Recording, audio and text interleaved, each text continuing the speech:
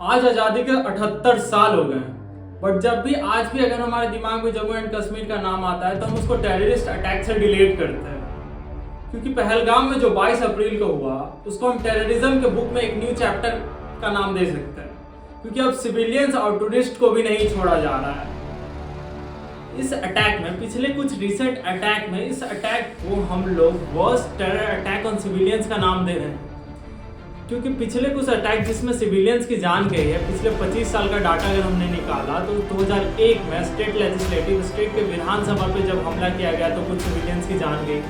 2006 में जब डोडा पे हमला किया गया तो लगभग 25 सिविलियंस की जान गई। 2017 में जब अमरनाथ यात्रियों पर हमला किया गया तो लगभग 8 सिविलियंस की जान गई। उसके बाद इस न्यू चैप्टर में लगभग 28 लोगों की जान गई, जिसमें कि 2 फॉरेनर्स थे और 26 के 26 इंडियंस और टोटल 28 सबके सब टूरिस्ट। जलियांवाला बाग हत्याकांड के बारे में हम लोग सबने सुना होगा, जिसमें जनरल डायर ने हमारे कुछ फ्रीडम फाइटर्स जो जलियांवाला बाग के अंदर विद्रोह का काम कर रहे थे बिना किसी हथियार के, उन लोगों की घेराबंदी करवा के सब पर गोली चलवाकर उनकी हत्या करवा दी।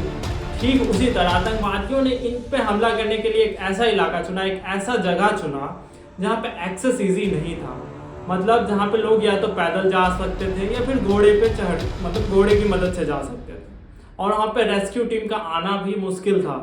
वहाँ पे सिक्योरिटी क्यों नहीं थी, ये भी एक क्वेश्चन है जिसके बारे में आगे बात करूँगा। उस जगह पे इन लोगों ने 40 लोगों को घेरा और उनसे उनकी हिंदू आइडेंटिटी पूछ करके उनकी हत्या करवा दी। नरेंद्र मोदी ने बोला कि जो भी सुटेबल मेजर्स है वो लिए जाएंगे। ट्रंप इंडिया के साथ है। पुतिन ने बोला कि एक सेंसलेस किलिंग थी। तो इंटरनेशनल कम्युनिटी इंडिया के साथ है। अब ये डिपेंड करता है कि इंडिया मिलिट्री वे में एंड पॉलिटिकल वे में कैसे इससे लड़ता है। मिलिट्री वे में तो इंडिया लड़ लेगा, नो डाउट। मिलिट्री फोर्सेस से पूरे यकीन है मुझे नहीं, पूरे भारतीय को। बट पॉलिटिकल वे में मैंने इसलिए कहा क्योंकि उनका मैसेज क्लियर था। उनकी पाकिस्तान की एक बहुत पुरानी स्ट्रैटेजी है, ब्लीड इंडिया बाय 1000 कट्स। क्योंकि जब हस्बैंड को मार दिया और वाइफ बोल रही है कि मुझे क्यों छोड़ दिया, मुझे भी मार दो, तो उन्होंने बोला कि मैं तुम्हें नहीं मारूंगा, तुम जाके मोदी को बोलो। मतलब वो चाहते हैं कि हमारे देश में प्रोटेस्ट हो और वो प्रोटेस्ट जाके एक दंगे का रूप ले ले और वो दंगा इतना बड़ा हो जाए कि लाखों लोगों की जान चली जाए। एक टारगेटेड किलिंग की, सिर्फ हिंदू धर्म के लोगों को मारा ताकि हमारे दिमाग में एक बीज बो सके और हिंदू मुस्लिम का कॉन्फ्लिक्ट करवा सके, हिंदू मुस्लिम का कॉन्फ्लिक्ट करवा सके, एक प्रोटेस्ट करवा सके, उस प्रोटेस्ट को एक वायलेंस रूप दे सके, एक दंगा करवा सके और हजारों लाखों लोगों की हत्या करवा सके और वहां बैठ के आराम से एंजॉय कर सके।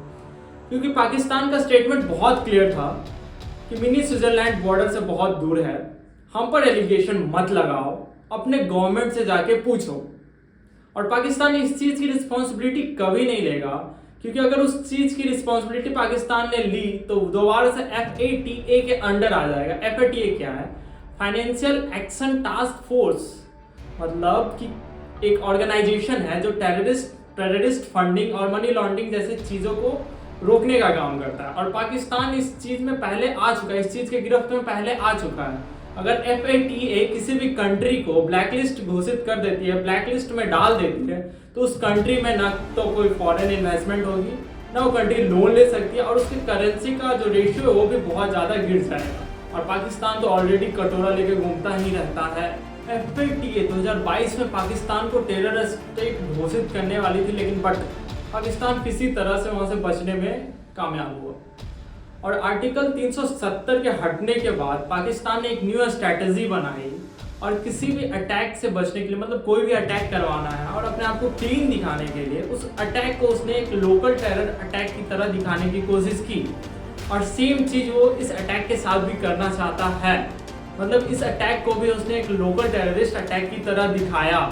और उसने लश्कर-ए-तैयबा जो एक टेररिस्ट ग्रुप है जिसको पाकिस्तान फंड करता है और रन करवाता है, उसका एक छोटा भाई TRF, एक रेजिस्टेंस फ्रंट, जिसका फुल फॉर्म है रेजिस्टेंस फ्रंट, 2019 में इंडिया में एक्टिव हो गई।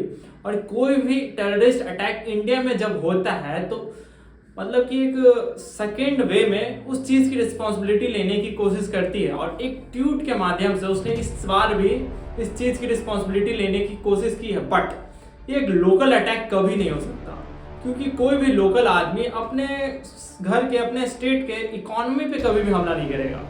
क्योंकि टूरिज्म एक पूरी की पूरी इकॉनमी रन करती है जम्मू एंड कश्मीर की, और कोई भी लोकल नहीं चाहेगा कि उसकी इकॉनमी खराब हो, उसके स्टेट की इकॉनमी खराब हो, और उसका मतलब कि रोज़मर्रा की ज़िंदगी जिससे उसको पैसे आते हैं, जिससे उनको इनकम आती है, वो खराब हो।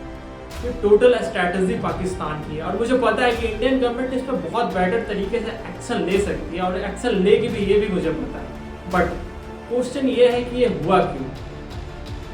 जब हमें पता है कि उस एरिया में, जिसको मिनी स्विट्जरलैंड कहते हैं, इसमें 2000 टूरिस्ट हर महीने घूमने के लिए आते हैं, हर दिन वहाँ पे इतनी क्राउड होती है, वहाँ पे हमारी सिक्योरिटी फोर्सेस क्यों नहीं है? क्या कोई अंदर का आदमी उन्हें ऐसी इंफॉर्मेशन देता है कि आप इस टाइम पे इस जगह पे अटैक करो जहाँ पे हमारे लोग नहीं होंगे? ये क्वेश्चन हमें पूछने चाहिए। जब पुलवामा अटैक हुआ तो हमारे घर के अंदर 300 किलो RDX आ गया और हमें पता भी नहीं चला। कोई लड़का ऐसे ही 300 किलो RDX अपनी गाड़ी में लेकर घूमेगा और उस CRPF के वैन में ही कैसे ठोक देगा यार? उसको कैसे पता? उसको ये इन्फॉर्मेशन दे कौन रहा है कि CRPF की वैन उस टाइम पे उस जगह से क्रॉस करेगी, उस टाइम पे तुम्हें जाके वहां पे उसको ठोकना है? ये सारे क्वेश्चंस जो हमें पूछने चाहिए, जो हम नहीं पूछते हैं। तो वॉरियर कम्युनिटी का बस यही उद्देश्य था मेरा ये वीडियो बनाने का, जो लॉजिकल क्वेश्चन है जो हमें पूछने चाहिए इंडियन गवर्नमेंट से या फिर किसी भी चीज़ से, किसी भी ऑर्गेनाइजेशन से, वो पूछो। मुझे पता है लोग 2 दिन स्टेटस लगाएंगे, 4 दिन इसकी बातें करेंगे, उसके बाद 10 दिन बाद भूल जाएंगे क्या हुआ नहीं हुआ। बट आप जो कर सकते हो कि ask the right question to the right people at the right place. इस वीडियो को जितना ज़्यादा शेयर कर सकते हो करो, और लोगों के दिमाग में मैसेज क्लियर करो। जय हिंद।